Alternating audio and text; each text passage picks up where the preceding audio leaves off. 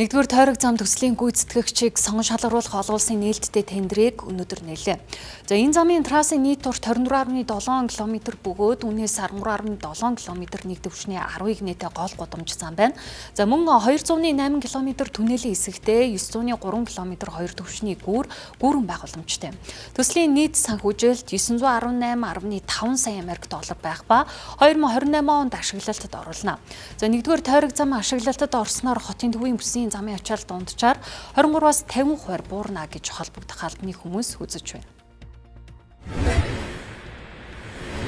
За нэгдүгээр тойрог одоо энэ хурдны зам маань туулын хурдны замын яармаг орчмоос туулын хурдны замтай одоо уулзуур нийлж хойшоогоо нэгдүгээр хорооллын баруун талаар гарч дээшээгээ Баян өшөөний тойрог 67-р сургуулийн орчмоор баруун гарт тийшээ эргэж самбал өндөө уул буюу одоо бидний нэг олон нийтийн ярьж зансан 70 давхрын оршуулгын газрын хойтлын уулан доогуур түнэлдэж 5-6 буудлын дундуур гараад за тэгээд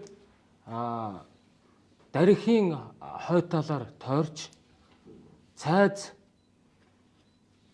даа хүрээний техникийн захын баруун урдуур урагшилж дотоод иргэний сургуулийн хажуугаар одоо гүүрэн байгууламжаар явж урагшаага Жанжин клубын хажуугаар гарч туулын хурдны замтай огтлцох Улаанбаатар хотын төвчрлийг бууруулах хамгийн чухал одоо үр дүн үзүүлж болохоос ийм одоо математик загварчлаар үр дүн гарсан одоо нэгдүгээр зэрэглэлийн ийм авц замын бүтээн байгуулалтыг гүйцэтгэгчийг сонгож шалруулах нээлттэй тендер сая 13 цагт нээгдсэн.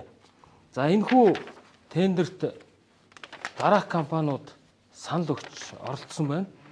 Тухайлх юм бол Шандун Liqua Group, China Railway 16 дугаар товчоо. За China Gijuba Group Limited компани, China First Highway Engineering компани гэсэн ийм 4 компани манай өнөөдрийн энэ олон улсын нээлттэй тендерийн баримтгчид үнийн саналаа өгч одоо оролцож байна. За удахгүй манай үнэлгээний хороо